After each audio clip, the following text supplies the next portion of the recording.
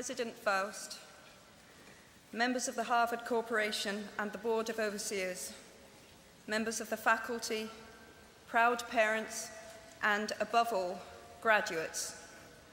The first thing I would like to say is thank you. Not only has Harvard given me an extraordinary honor, but the weeks of fear and nausea I have endured at the thought of giving this commencement address have made me lose weight.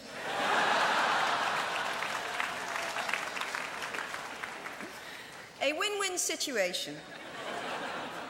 Now all I have to do is take deep breaths, squint at the red banners, and convince myself that I am at the world's largest Gryffindor reunion.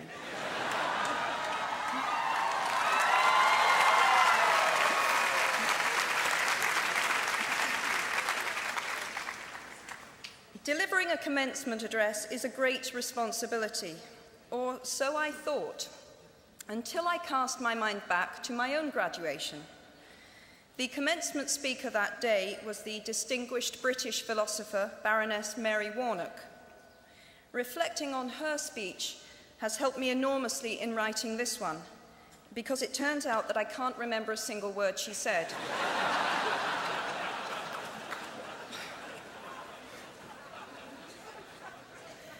This liberating discovery enables me to proceed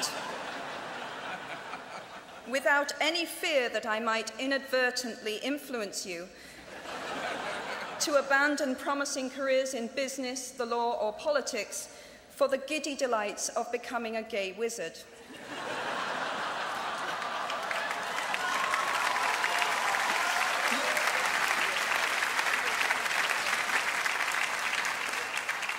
You see, if all you remember in years to come is the gay wizard joke, I've come out ahead of Baroness Mary Warnock. Achievable goals, the first step to self-improvement. Actually, I have racked my mind and heart for what I ought to say to you today. I have asked myself what I wish I had known at my own graduation, and what important lessons I have learned in the 21 years that have expired between that day and this. I have come up with two answers. On this wonderful day when we are gathered together to celebrate your academic success, I have decided to talk to you about the benefits of failure. And as you stand on the threshold of what is sometimes called real life, I want to extol the crucial importance of imagination. These may seem quixotic or paradoxical choices, but bear with me. Looking back at the 21-year-old that I was at graduation is a slightly uncomfortable experience for the 42-year-old that she has become. Half my lifetime ago, I was striking an uneasy balance between the ambition I had for myself and what those closest to me expected of me. I was convinced that the only thing I wanted to do, ever, was write novels. However, my parents, both of whom came from impoverished backgrounds and neither of whom had been to college, took the view that my overactive imagination was an amusing personal quirk that would never pay a mortgage or secure a pension. I know the irony strikes with the force of a cartoon anvil now, but... So they hoped that I would take a vocational degree. I wanted to study English literature. A compromise was reached that in retrospect satisfied nobody, and I went up to study modern languages. Hardly had my parents' car rounded the corner at the end of the road than I ditched German and scuttled off down the classics corridor. I cannot remember telling my parents that I was studying classics. They might well have found out for the first time on graduation day. Of all the subjects on this planet, I think they would have been hard put to name one less useful than Greek mythology when it came to securing the keys to an executive bathroom. Now, I would like to make it clear in parenthesis that I do not blame my parents for their point of view. There is an expiry date on blaming your parents for steering you in the wrong direction.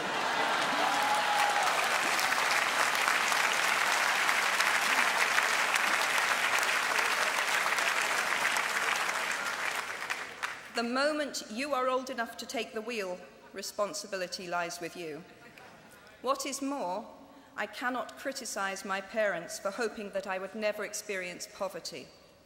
They had been poor themselves, and I have since been poor, and I quite agree with them that it is not an ennobling experience. Poverty entails fear and stress, and sometimes depression. It means 1,000 petty humiliations and hardships. Climbing out of poverty by your own efforts, that is something on which to pride yourself, but poverty itself is romanticized only by fools. What I feared most for myself at your age was not poverty, but failure. At your age, in spite of a distinct lack of motivation at university, where I had spent far too long in the coffee bar writing stories and far too little time at lectures, I had a knack for passing examinations, and that, for years, had been the measure of success in my life and that of my peers. Now, I am not dull enough to suppose that because you are young, gifted, and well-educated, you have never known heartbreak, hardship, or heartache. Talent and intelligence never yet inoculated anyone against the caprice of the fates, and I do not for a moment suppose that everyone here has enjoyed an existence of unruffled privilege and contentment. However, the fact that you are graduating from Harvard suggests that you are not very well acquainted with failure. You might be driven by a fear of failure quite as much as a desire for success. Indeed, your conception of failure might not be too far removed from the average person's idea of success. So high have you already flown. Ultimately, we all have to decide for ourselves what constitutes failure. But the world is quite eager to give you a set of criteria if you let it. So I think it fair to say that by any conventional measure, a mere 7 years after my graduation day, I had failed on an epic scale. An exceptionally short-lived marriage had imploded, and I was jobless, a lone parent, and as poor as it is possible to be in modern Britain without being homeless. The fears that my parents had had for me and that I had had for myself had both come to pass, and by every usual standard, I was the biggest failure I knew.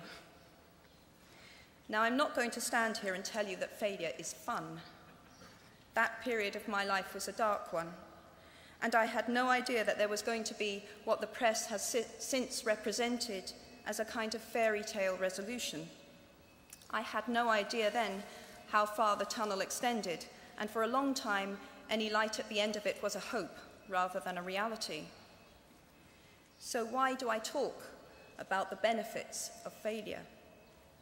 Simply because failure meant a stripping away of the inessential. I stopped pretending to myself that I was anything other than what I was, and began to direct all my energy into finishing the only work that mattered to me. Had I really succeeded at anything else, I might never have found the determination to succeed in the one arena where I believed I truly belonged. I was set free because my greatest fear had been realized, and I was still alive, and I still had a daughter whom I adored, and I had an old typewriter and a big idea. And so rock bottom became the solid foundation on which I rebuilt my life.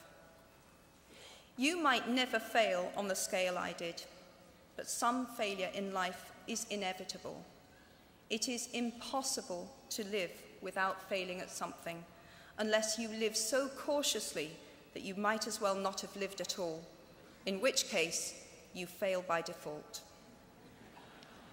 Failure gave me an inner security that I had never attained by passing examinations. Failure taught me things about myself that I could have learned no other way.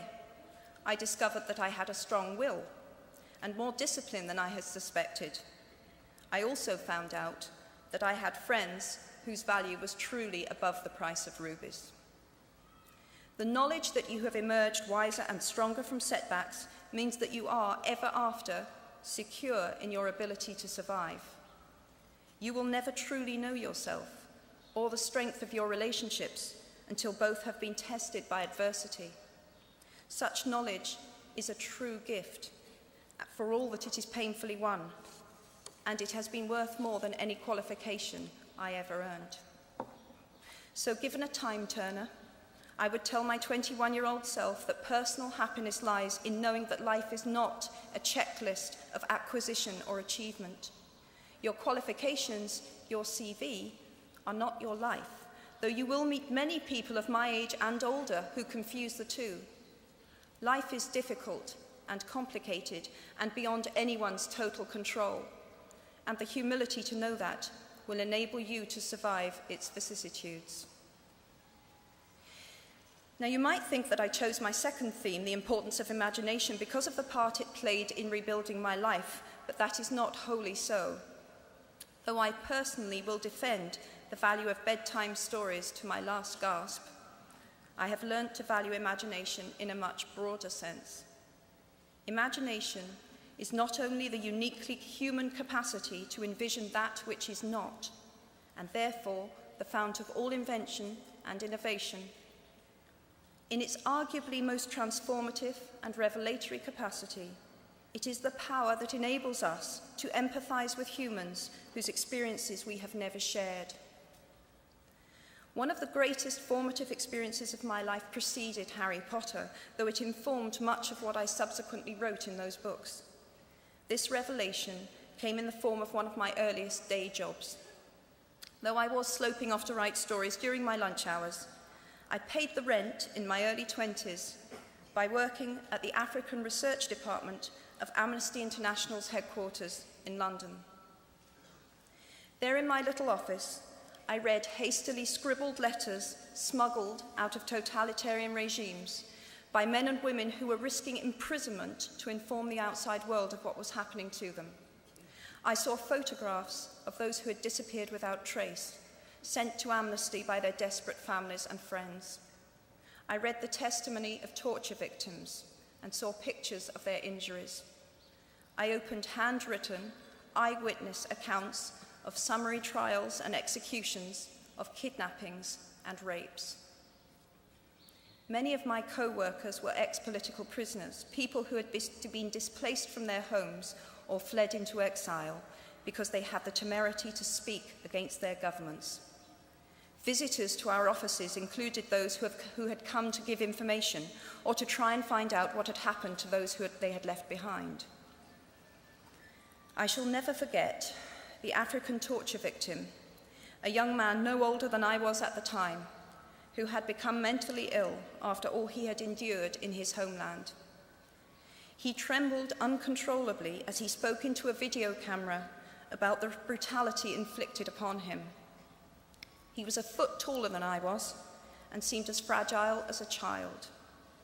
I was given the job of escorting him back to the underground station afterwards, and this man, whose life had been shattered by cruelty, took my hand with exquisite courtesy and wished me future happiness. And as long as I live, I shall remember walking along an empty corridor and suddenly hearing, from behind a closed door, a scream of pain and horror such as I have never heard since. The door opened, and the researcher poked out her head and told me to run and make a hot drink for the young man sitting with her. She had just had to give him the news that in retaliation for his outspokenness against his country's regime, his mother had been seized and executed.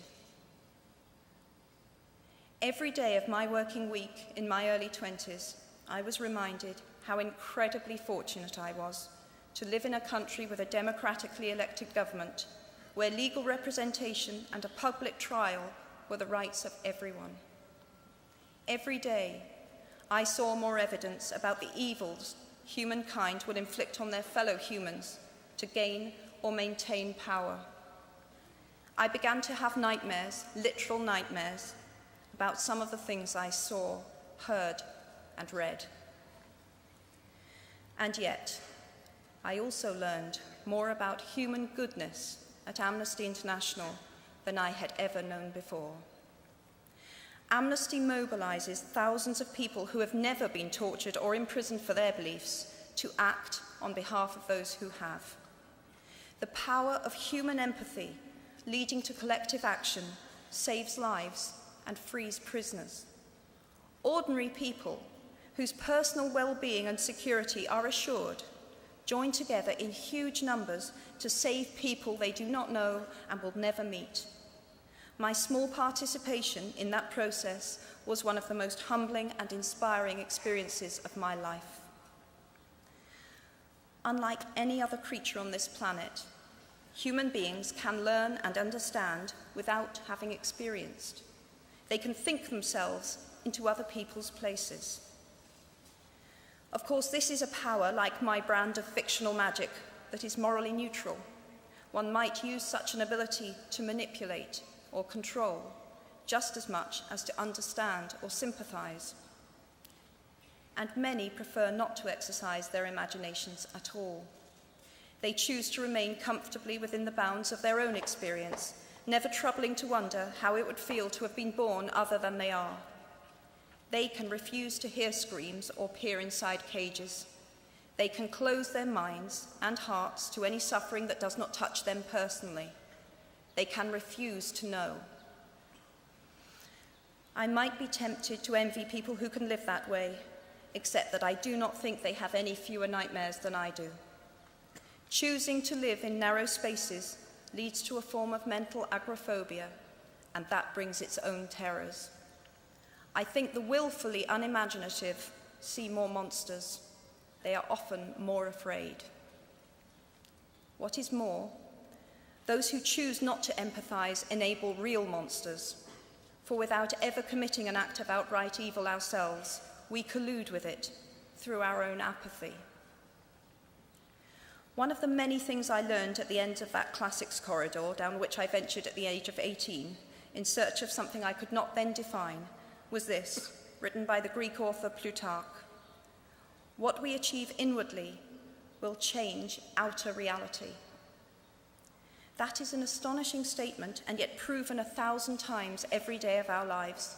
It expresses in part our inescapable connection with the outside world, the fact that we touch other people's lives simply by existing. But how much more are you, Harvard graduates of 2008, likely to touch other people's lives? Your intelligence, your capacity for hard work, the education you have earned and received, give you unique status and unique responsibilities. Even your nationality sets you apart. The great majority of you belong to the world's only remaining superpower. The way you vote, the way you live, the way you protest, the pressure you bring to bear on your government has an impact way beyond your borders. That is your privilege and your burden. If you choose to use your status and influence to raise your voice on behalf of those who have no voice, if you choose to identify not only with the powerful but with the powerless, if you retain the ability to imagine yourself into the lives of those who do not have your advantages, then it will not only be your proud families who celebrate your existence, but thousands and millions of people whose reality you have helped change. We do not need magic to transform our world. We carry all the power we need inside ourselves already. We have the power to imagine better. I am nearly finished. I have one last hope for you, which is something that I already had at 21. The friends with whom I sat on graduation day have been my friends for life. They are my children's godparents, the people to whom I've been able to turn in times of real trouble, people who have been kind enough not to sue me when I took their names for Death Eaters.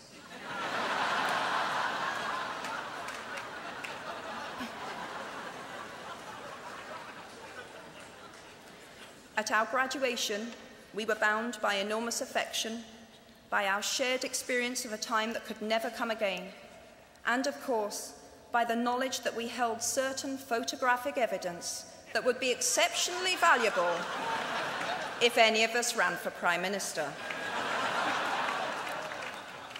So today, I wish you nothing better than similar friendships, And tomorrow, I hope that even if you remember not a single word of mine, you remember those of Seneca, another of those old Romans I met when I fled down the classics corridor in retreat from career ladders in search of ancient wisdom. As is a tale, so is life. Not how long it is, but how good it is what matters. I wish you all very good lives. Thank you very much.